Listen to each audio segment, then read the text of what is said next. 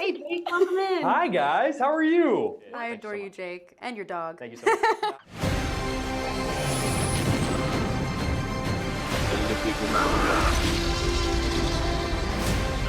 Where we're going, we don't need roads.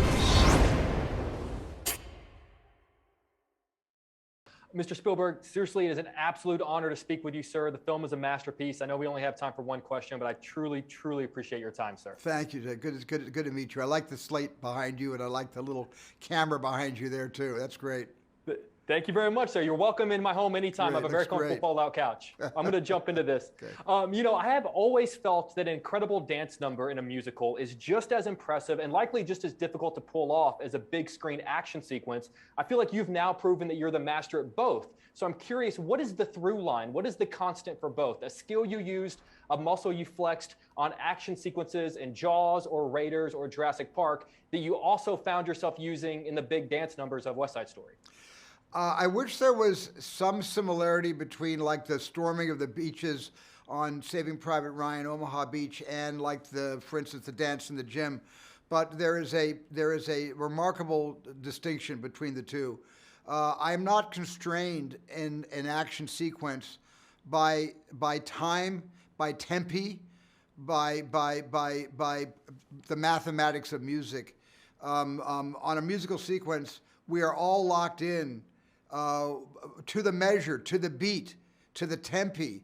What is it, 2/4 time? Is it 4/4 time? It's got to end exactly where it ends. It's got to begin only where it can begin. So in a way, scientifically, instead of having this much latitude, I've got about this much latitude to get everything I want to get in such a small amount of time, because then the music changes, compelling me to change the angle. So it is. And I was never good at math. I can't believe I could actually do a musical because my father kept saying to me, Steve, how can we you keep getting C's and D's in algebra? And I said, Dad, I don't have your genius mathematical mind. And then I wind up doing a musical, which is all about math. But I had a lot of people to help me. I had a great choreography, Justin Peck, tremendous cinematographer, Janusz Kaminski, a great art director, production designer in Adam Stockhausen, and a great company of actors and singers and dancers and Justin. And so we really worked as a team. This was a monumental collaboration to pull this off. Well, you absolutely pulled it off. I begged for one question, sir, and so okay. I'm gonna I hope the answer was satisfactory. It absolutely. Hopefully, the question was satisfactory. It was. Absolutely was. I just want to tell. It was good. I just want to end by just saying, sir, that you are the reason that I love movies. You know, Jaws and Raiders and Jurassic. But that you taught me what it means to love movies. And in case I never get the chance to interview you again, I just want to say thank you for a lifetime of happiness, sir. And it's an honor just to watch your work, and more than an honor to be able to speak with you. You are completely and respectfully welcome. Thank you so much for that. Thank you. An honor, sir. Have a great day. Thank you. You too. Jake! Hey, Jake, welcome in. Hi, guys. How are you? What it do? So good to see you. Oh my God, I told Rachel, I'm obsessed with this movie. You guys are just absolute genius. It's a masterpiece. And I do these all the time. And whenever I don't like a movie, I just awkwardly start the interview. So seriously, I'm not just saying it. So seriously, it's phenomenal. So seriously, thank you for your time. Thank you, Jake. Thank you. I'm going to jump into this. You know, one of the things that I actually have always loved about West Side Story is that every song is a showstopper. Every character really gets their own truly iconic song. But I'm sort of curious, what is a song from this film that you don't get to sing, a music number that you don't get to take part in, that you're most jealous of, that you would have loved to have been a part of and sang it? Oh God, cool. For me, I just love Something's Coming so much. Oh, really? I know it's like a solo, but whenever they'd be rehearsing Something's Coming and I'd be in the next room, I'd just get like really jealous. I'd have FOMO about it. You had FOMO? I had FOMO I just about... learned what that meant. Yeah, we just taught Ari what FOMO means. I had FOMO about Something's Coming. I get that. Yeah. I get that. Yeah. And cool really was my answer. Cool. Cool. God, I love what they did with that number in our film. I just think the dancing and the storytelling is like emotional and gripping. You get kind of nervous. I got nervous watching it. I was really nervous. I was like, boys, they're gonna fall in the water. Yeah. Not well. I was unwell. Yes. I loved it. So you guys are better, because I would just, if there was something with Steven, I'd go to like Steven and be like, can I just be in the background? Can I just maybe snap just a couple snaps? Yeah, Maria's just like there. Yeah. Watching it happen, being like, you're doing great, sweetie. You're doing great. Hilarious. Amazing. That's the extended cut that we want to see. Yes.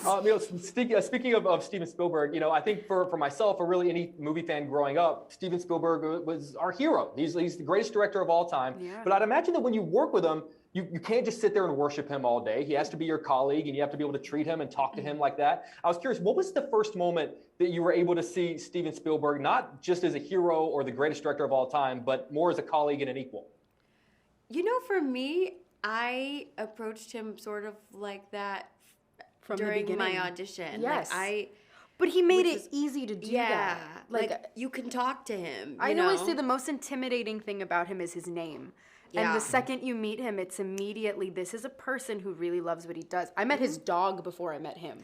Like, he let Leroy just roam free in the audition room. Cute. And we were just petting his dog. And then he came up and he was Yeah. like, you must be so-and-so. And just He's highly approachable. so approachable. It's even amazing. even to fans, when we were filming on location, fans would come up, literally just tap him on the shoulder, and he'd turn around, sign things, take photos, answer Yeah. questions. He's a very generous soul, and so And he likes Pop-Tarts, which really is a good thing for me. yeah. We also introduced him to Postobon, which is apple soda from Colombia.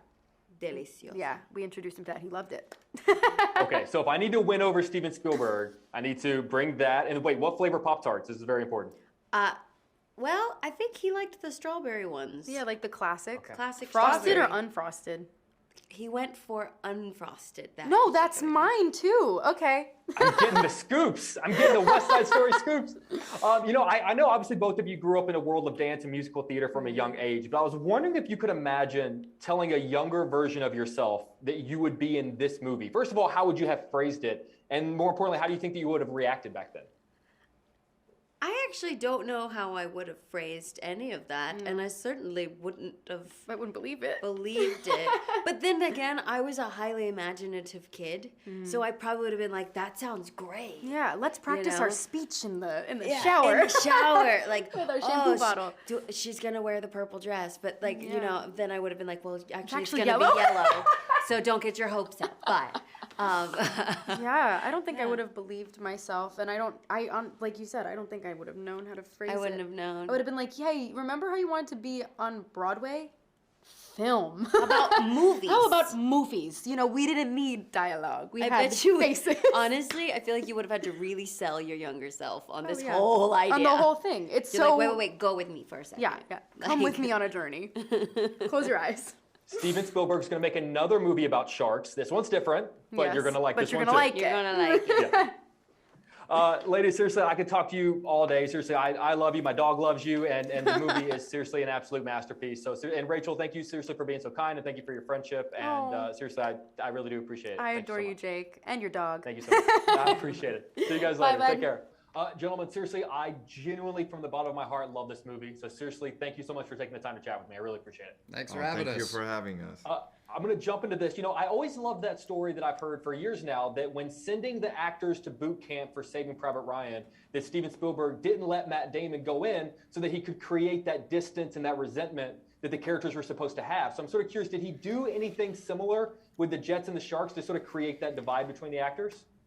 Some Jedi mind trick things. Probably. Yeah, I think there's probably like some weird things that we're just realizing, like, hang on a second. You guys were planning that. No, but truthfully, during the entire rehearsal process, we were always together as one giant group. And there was a lot of love there, actually, quite the opposite. There was zero animosity between anyone. I mean, certainly you guys had to go and rehearse America and your numbers, and we had to go and rehearse our things, so there's that.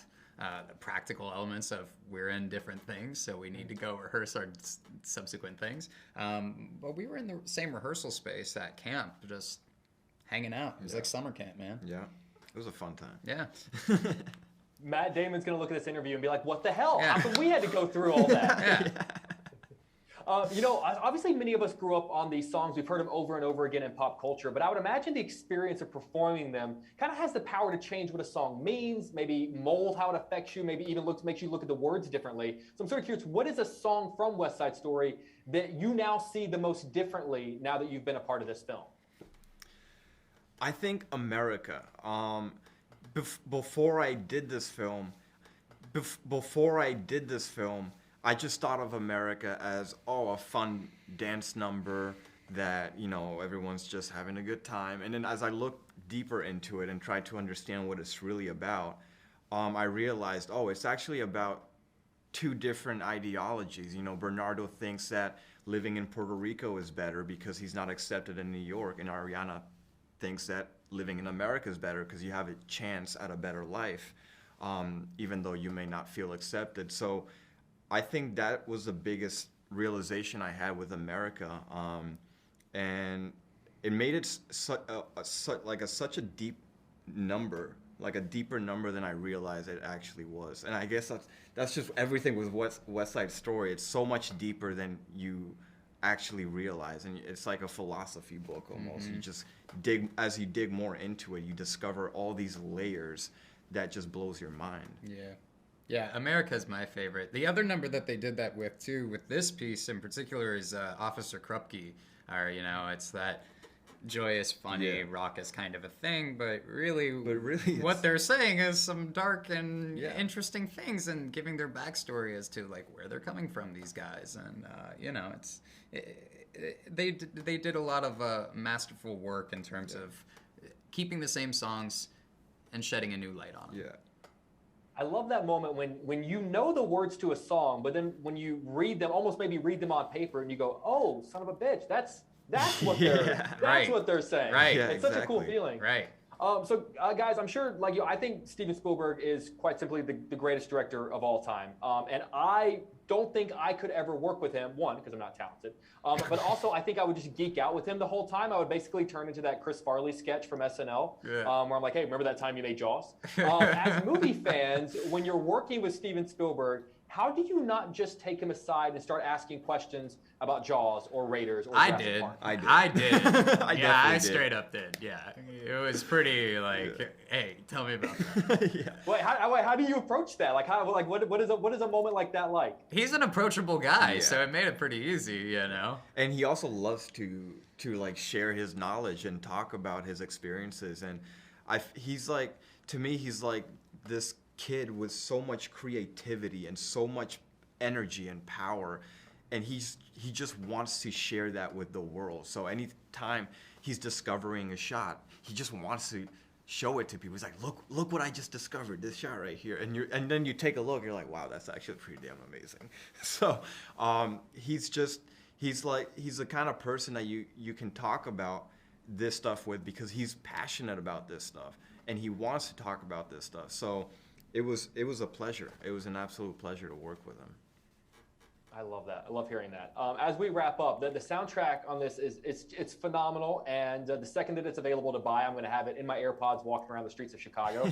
But I'm really curious about how that works for people who are actually in the film, who are on this soundtrack. Would you ever casually listen to a song that you're a part of? No. I don't think so. No. I find it hard enough to watch the movie. Yeah. Yeah, I mean, you're missing out. There are some really great songs that you're a part of. This is why I couldn't be an actor, because I'd walk around Chicago and like give people my AirPods, and be like, you should listen to this. Gentlemen, seriously, the film is nothing short of awe-inspiring. It's genuinely a masterpiece, and I do junkets all the time, but this one truly feels special, and I really do appreciate you taking the time. Thank you. Thank you so much. Appreciate it. Thanks very much, guys. Have a great day. You too.